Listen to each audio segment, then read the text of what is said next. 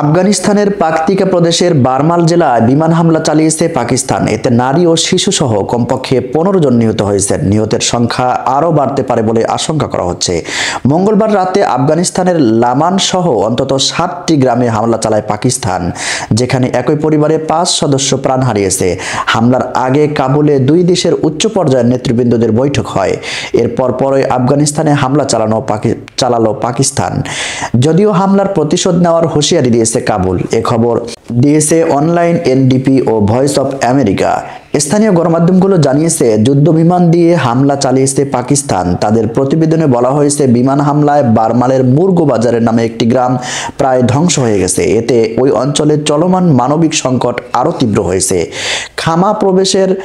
খামা প্রেসের প্রতিবেদনে বলা হয়েছে বিমান হামলায় ব্যাপক হতাহতের শিকার হয়েছে বেসামরিক নাগরিকরা। এছাড়া যে পরিমাণ ধ্বংসজ্ঞ হয়েছে তাতে ওই অঞ্চলের উত্তেজনা আরও তীব্র হয়েছে। তবে হামলার তীব্রতা প্রকাশ করতে আরও সময় প্রয়োজন বলেও জানিয়েছেন গণমাধ্যমটি।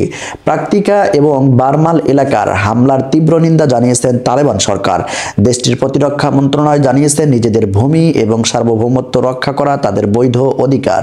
এই হামলায় ওয়াজিরিস্তানি শরণার্থীদের লক্ষ্যবস্তু করায় তীব্র প্রতিবাদ জানিয়েছেন তারা।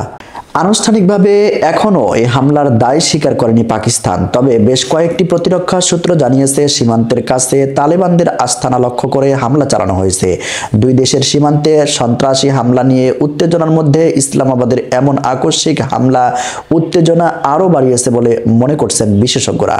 এদিকে ভয়েস অফ আমেরিকার এক খবরে বলা হয়েছে মঙ্গলবার পাকিস্তান ও আফগানিস্তানের উচ্চ পর্যায়ের প্রতিনিধি দলের সঙ্গে বৈঠক হয়েছে। সীমান্তে সন্ত্রাসী হামলা নিরসনে কথা বলছে উভয় দেশ। আফগান বিষয়ে পাকিস্তানের নতুন নিয়োজিত বিশেষ দূত মোহাম্মদ সাদিক কাবুলে অন্যান্যদের সহ তালেবান পররাষ্ট্রমন্ত্রী আমির খান মুত্তাকি এবং স্বরাষ্ট্রমন্ত্রী সিরাজউদ্দিন হক্কানের সঙ্গে আলোচনার তার টিমের নেতৃত্ব দেন। বৈঠকের পর এক বিবৃতিতে মুত্তাকির দপ্তর বলে যে ওই প্রতিবেদন দলটি দুই দেশের মধ্যে কূটনৈতিক, বাণিজ্যিক ও ট্রানজিট সম্পর্কে উন্নত করতে চায়। দুই দেশটির মধ্যে প্রায় 2600 কিলোমিটার দৈর্ঘ্য সীমান্ত রয়েছে। প্রিয় দর্শক, এখনো কিন্তু জানা যাচ্ছে না যে সঠিক তথ্য কিন্তু এখনো বলা যাচ্ছে না যে কি কারণে কি জন্য পাকিস্তান আফগানিস্তানের উপরে এভাবে নির্মমভাবে হত্যাকাণ্ড অর্থাৎ বিমান হামলা চালিয়েছে।